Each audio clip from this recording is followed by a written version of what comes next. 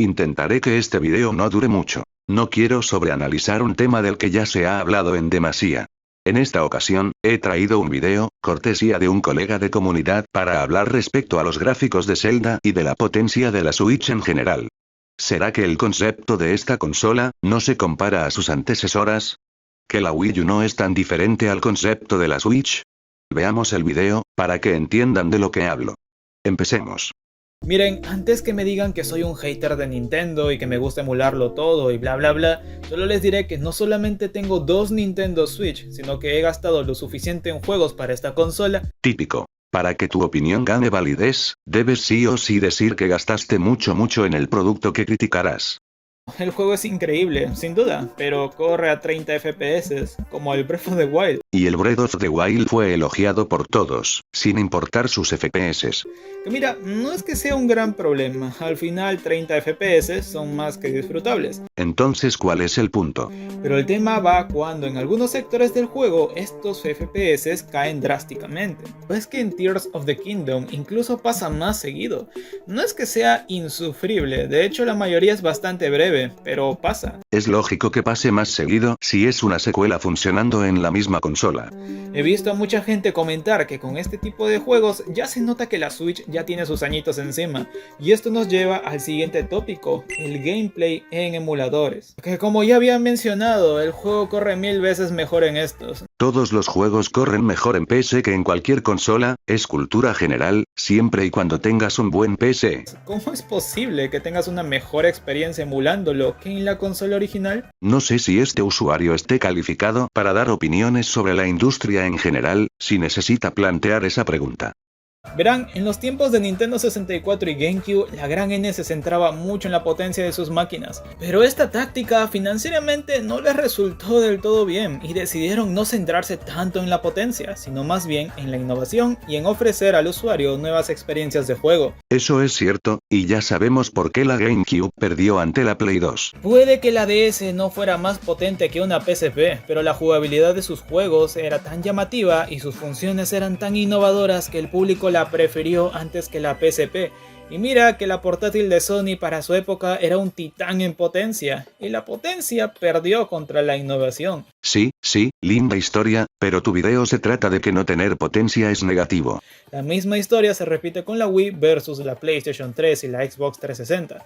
De esta manera, Nintendo comenzó a enfocarse más en la innovación a la hora de jugar que en la potencia. Lógico, si cuando apostaron a la potencia, perdieron. La Wii U con el tabletomando y la 3DS siguiendo la misma filosofía de la DS son claras muestras de esto. No muy claro con la 3DS, siendo que solo es más potente que la DS, mientras que la Wii U fracasó estrepitosamente.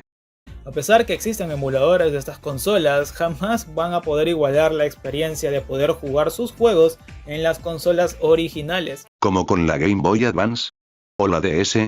Si dices que la innovación compensa la escasa potencia al ser difícil de imitar en computadores, entonces le quitas mérito a la competencia de la Switch, siendo que la PC supera con creces cualquiera de las tres consolas actuales. Pero entonces, ¿qué pasó con Switch? ¿Es que acaso esta filosofía se perdió? Bueno, no del todo. Nintendo ofrece con Switch un sistema híbrido que pueda ser jugado en tu televisor como echado en tu cama.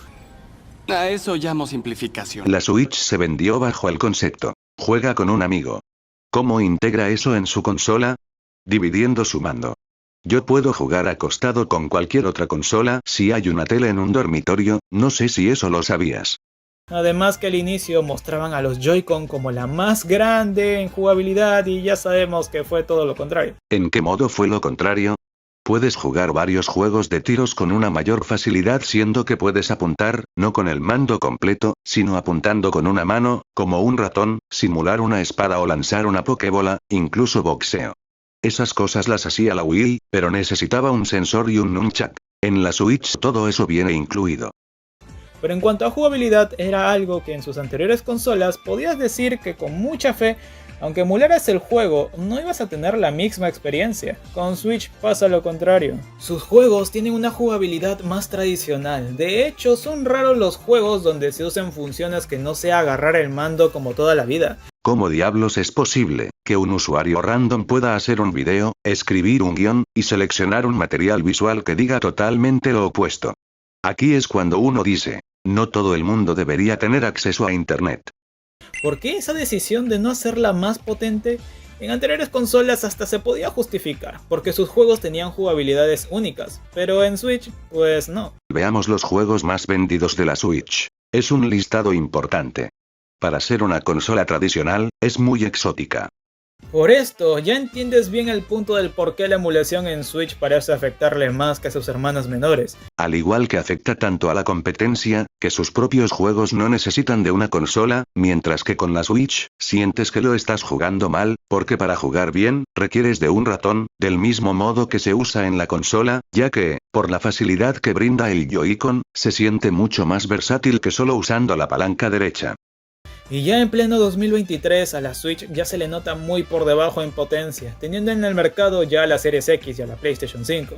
Y obvio, la innovación es que es híbrida. Que es híbrida, que se parte el control para invitar a alguien más a jugar, que puedes apuntar a la pantalla, que puedes fusionar pantallas, y que puedes jugar cuando ocurre un apagón. Y hasta aquí lo dejamos. Yo siempre creí que la Switch no era la sucesora de la Wii U, sino que era la versión New, con controles extraíbles. Ese pensamiento fue por causa de todos los ports que hubo de la Wii U a la Switch, jugar sin usar el televisor, y sobre todo el Zelda, que fue intergeneracional, sin grandes cambios gráficos.